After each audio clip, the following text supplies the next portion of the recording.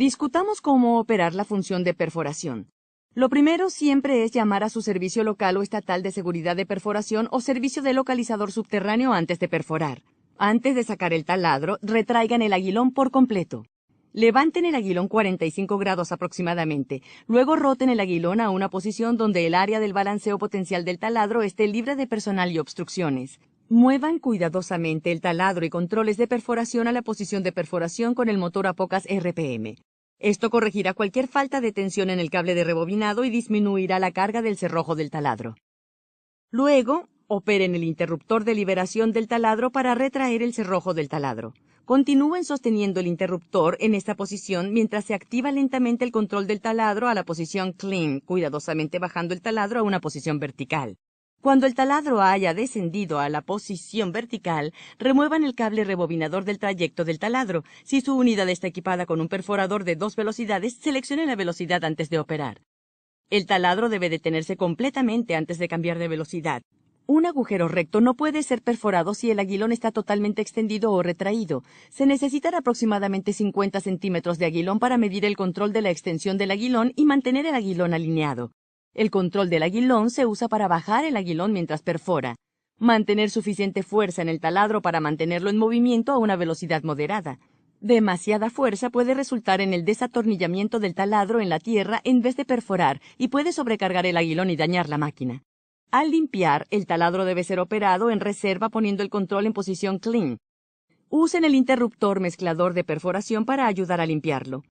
Al guardar el taladro, primero adjunten el tirador rebobinador y levanten lentamente el aguilón. Asegúrense de que el área de balanceo del taladro esté despejada de personal y obstrucciones. Con el perforador a baja velocidad, asegúrense de que el cerrojo del taladro esté abierto y muevan el control del taladro a la posición de perforación. El taladro comenzará a rebobinarse en el tirador y hacia el puntal del cerrojo. Midan el control del taladro cuidadosamente mientras el taladro se acerca al puntal. El perforador tiene suficiente fuerza para romper el cable si el control está totalmente activado mientras rebobina. Una vez que se haya guardado el taladro, liberen el interruptor para cerrar el cerrojo del taladro. Finalmente, midan el control ligeramente hacia la posición limpiar lo suficiente como para liberar la tensión del cable rebobinador. Tiramiento de postes.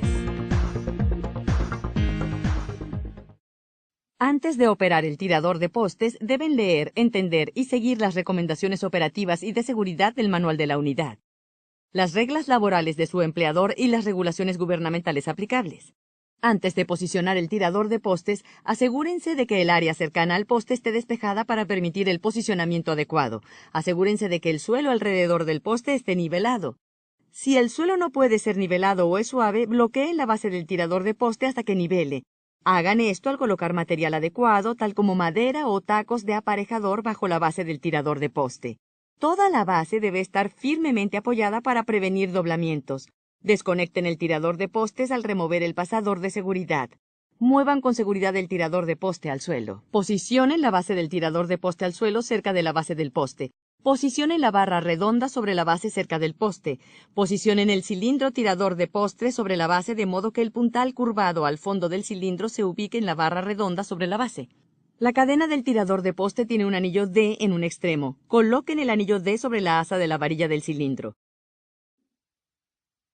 Ajusten bien la cadena alrededor del poste una vez. Inserte un eslabón del extremo libre de la cadena en la ranura del asa. No usen más de una vuelta de la cadena alrededor del poste. No hagan una cadena de ahogo alrededor del poste. Esto podría romper la cadena con mucha fuerza. La cadena podría volar del poste y herir seriamente al personal. Antes de conectar o desconectar el tirador hidráulico de poste de las salidas, liberen la presión atrapada en las líneas.